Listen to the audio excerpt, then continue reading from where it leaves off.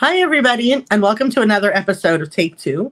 Today is going to be one of my favorite episodes because I have my mentor, somebody that I really look to for vision, both in my company and about what's going on in the IT world.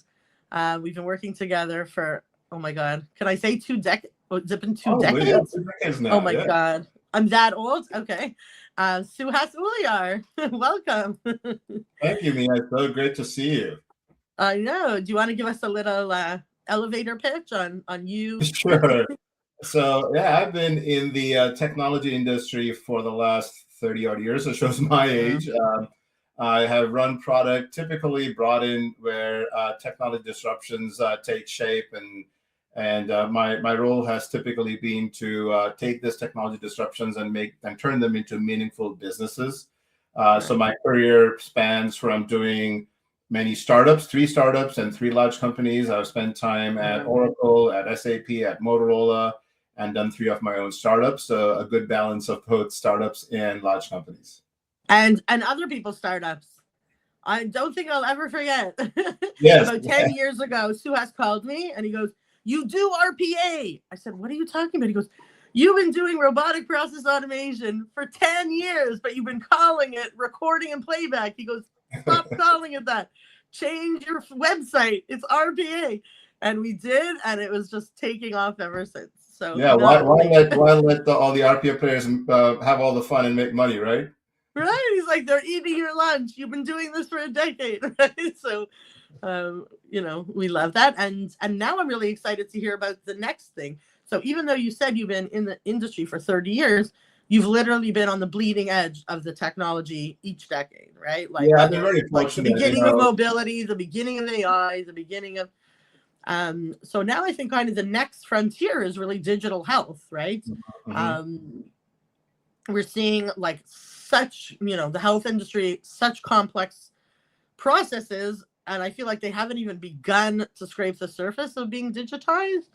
And when you have these things like COVID and these crazy challenges they've had like over the years, but what use cases are you seeing in those industries, and how do you feel like AI could really um, help bring about maybe that digital change that it needs so badly? Yeah, sure. Yeah, before we go in, you forgot that I was in the forefront of the internet boom with telecommunications and also the cloud. So I pretty much seen everything from. I didn't go all the way. I didn't know you back in the beginning of the Oh, internet, yeah, but but yeah, I mean, digital health, very, very interesting. What's striking now, Mia, is that AI in healthcare is no longer living in the demo world, starting to show actual work.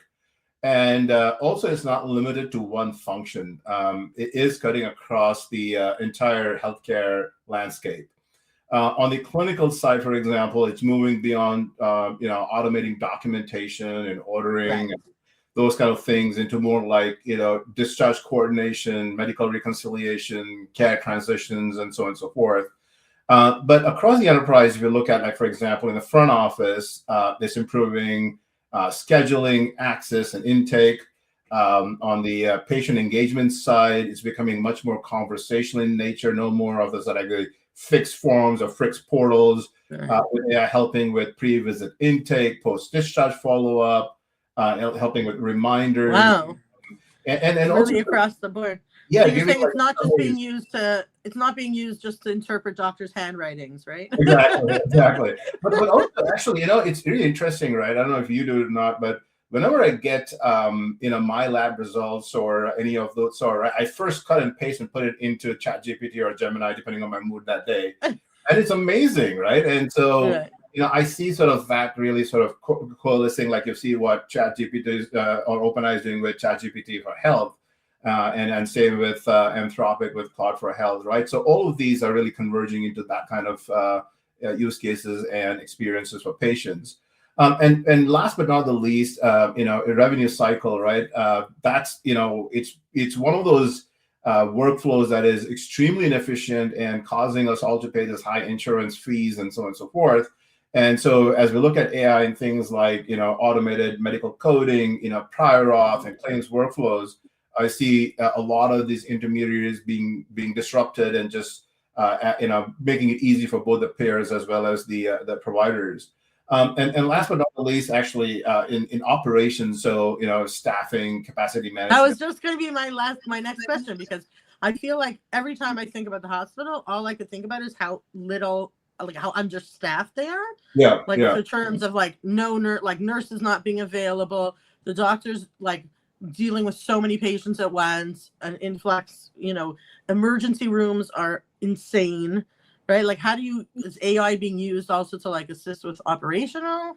Yeah. So efficiency? it is absolutely. And you look at sort of looking at the intake, the input that's coming in, and being able to then staff properly based on that capacity and the patient sort of conditions and so on and so forth. So that is actually taking big shape in a big way. So what we're seeing in digital health, if you like, or AI AI in healthcare, is that we're shifting from isolated point solutions to AI acting as a connectivity layer across these different fragmented workflows. None of these are standalone. They're all sort of integrated into the fabric of healthcare.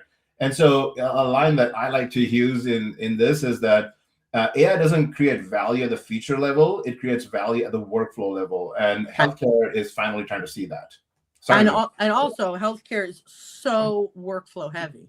Exactly. I mean, it's insane. Like everything is a workflow. Right. But what's really cool is like even here, when we have like these apps, like literally on our phone, there's a skincare app. Okay. So, I have 3 boys. Somebody always has some weird dot somewhere that it's like this thing where you take a picture and it's like a questionnaire. Is it itchy? Is it bumpy? Is it leaking? Is it and you go through this questionnaire, and then it comes back, like either it comes back right away and says what it is or what it isn't, or it comes back in a day because it's obviously something that's a little more complex and somebody has to look at it.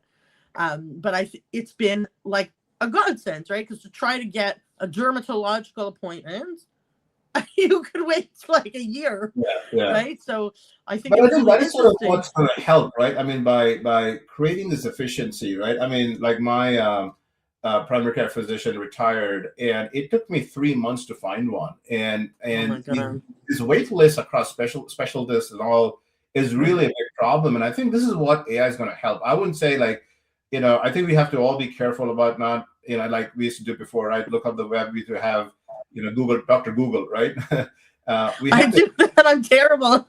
yeah. And so we have to be cognizant that, look, it's good for us to understand sort of where things are, but not to use that instead of medical doctors or certified specialists.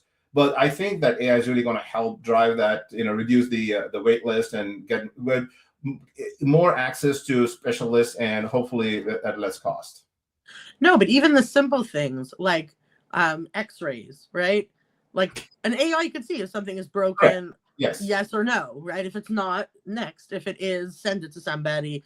Mammograms. I mean, right? I saw my mammogram, and then I looked up on Google all mammogram images. I was like, okay, I'm okay. Right?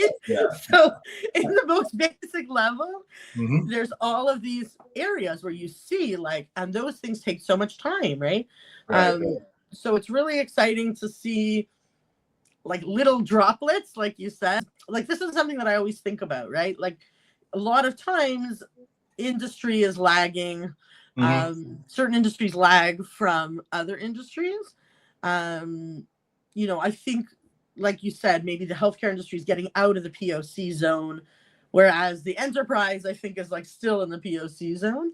But what kind of lessons learned have you picked up about how to implement AI and move forward with AI from your work with hospitals and healthcare?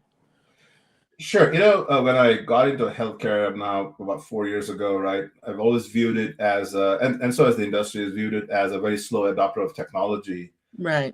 But AI is actually starting to change that narrative, right? I saw an article yesterday, I think, in 2025, more than 1 in 5 healthcare organizations have deployed domain-specific AI tools through paid commercial licenses, and that the and the healthcare sector in itself was adopting AI at roughly 2.2 times the rate of the broader U.S. economy. So I mean, and it's very interesting that I was getting pushed by our customers, by the healthcare customers, to sort of go faster, And so that completely changed my viewpoint of the healthcare industry.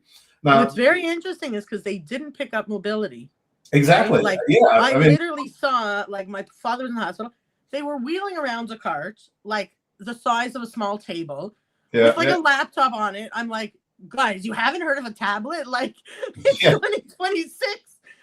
So to hear that they're adopting AI so quickly is very interesting, because and mobility, it goes down to, the cost pressures and the people pressures and all that. And this really matters, honestly, because healthcare, I mean, you've known me, I've cut across probably almost every vertical there is. Totally.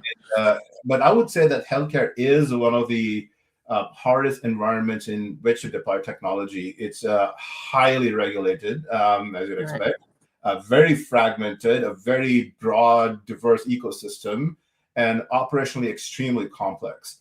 So and security, right? Like, of course, yeah. You can't have a better vetting for security than HIPAA.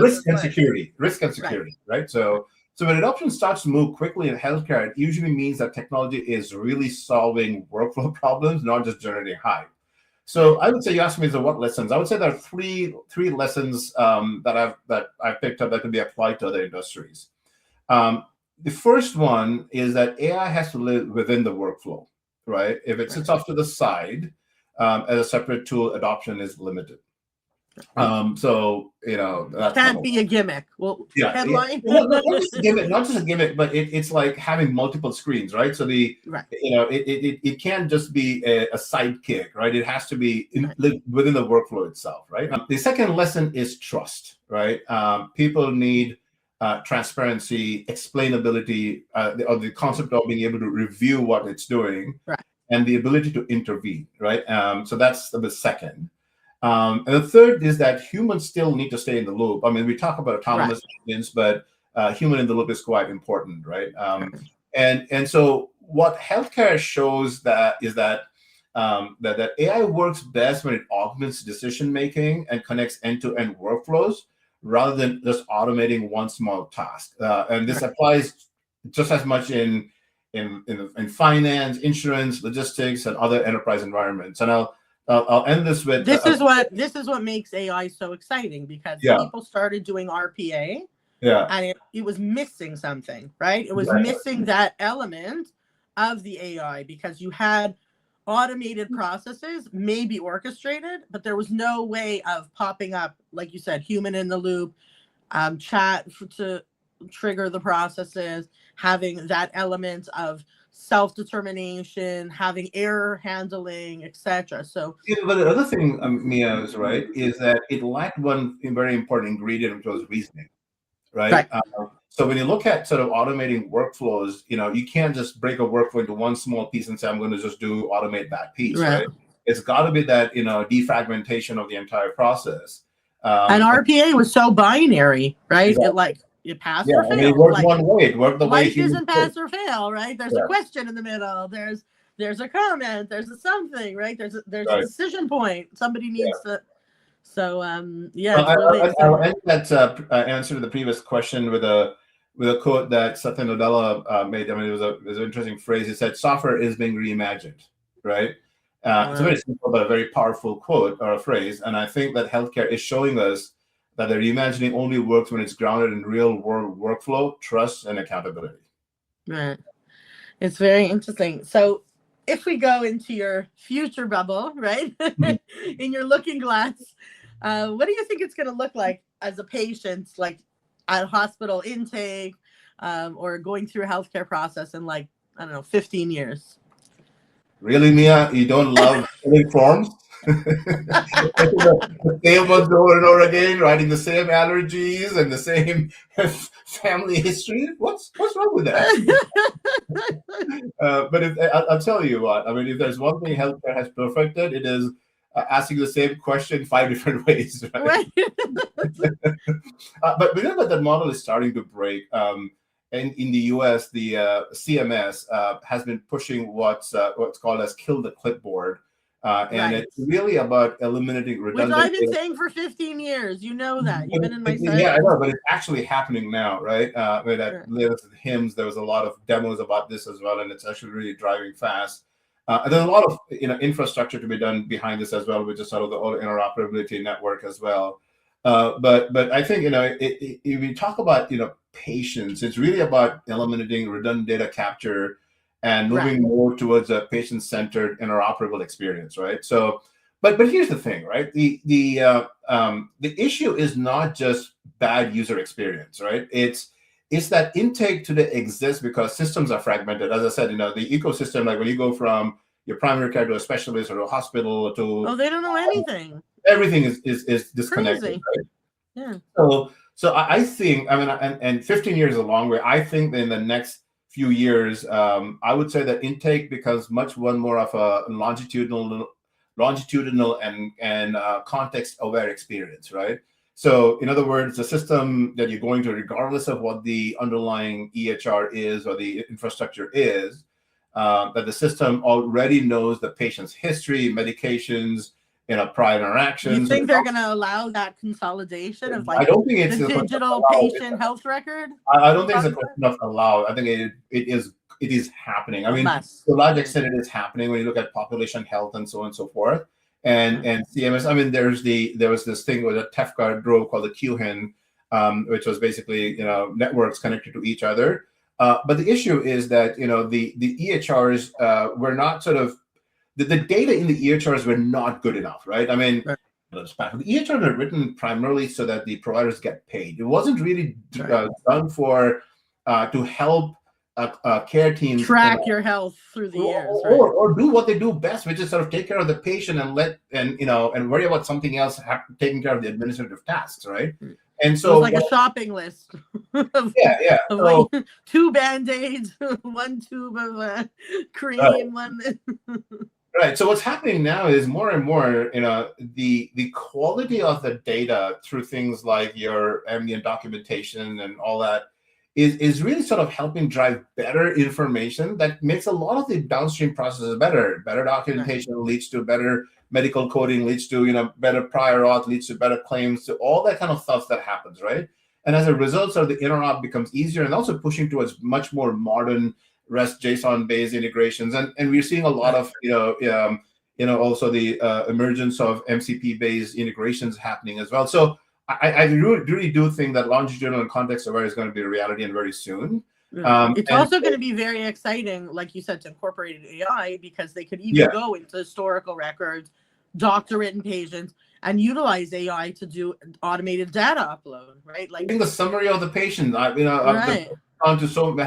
in and out of the hospitals, has gone to so many specialties, have been to so many clinics. What is really happening with this patient? So a very quick sort of review of that, and I can orient myself around it and then make decisions, right? So and summarize. So what you'll see is sort of voice, chat, all the things we worked on, AI assistance on the surface, but underneath that is really a data and a workflow shift. Intake, is specifically to answer your question, becomes less of a standalone event and more of an always-on engagement layer that starts before the visits start and continues after. So I think the big change is this, right? That today we expect patients adapting to the system. I think the system will start adapting to the patients. That's what I see in the next. I would say in the next less than decade, like about 15 years. Right. Well, Suhas, this has been so interesting. We're going to have to do another session because I still didn't have time to ask you about all the questions that I have about enterprise workforce, right? We only got just the tip of the iceberg in the digital healthcare area. But thank you so much for joining me. And you're for sure inviting back. Thank you all for joining our episode on digital health with Suhas Uliyar. Feel free to like and follow below. Thank you, Mia, for having me.